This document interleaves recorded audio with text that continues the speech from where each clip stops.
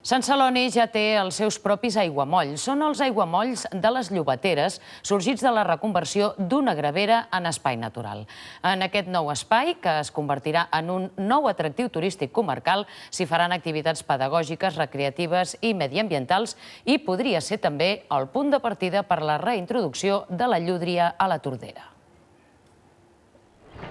L'autorització d'ara fa uns 10 anys perquè Sheffield pogués extreure àrids en aquesta gravera de Sant Celoni portava implícita la recuperació i conversió de l'espai en una zona d'aiguamolls artificials. El projecte s'ha anat realitzant paral·lelament a les extraccions i a finals d'any es donarà per acabat. Serà llavors quan la gestió d'aquest nou espai natural passarà a ser pública. La nostra idea com a Ajuntament és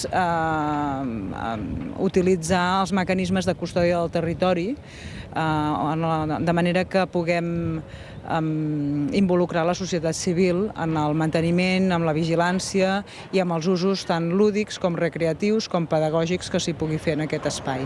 En total són unes 7 hectàrees de superfície, en les quals s'han fet 3 petites platges amb una profunditat mitjana de mig metre d'aigua.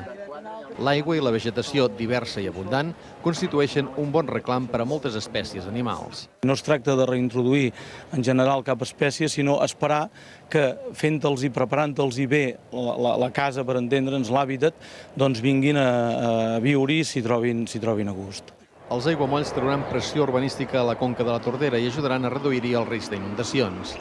L'Agència Catalana de l'Aigua va proposar unes modificacions en el projecte inicial per facilitar l'entrada, l'embassament i la sortida de l'aigua quan hi hagi crescudes del cabal del riu.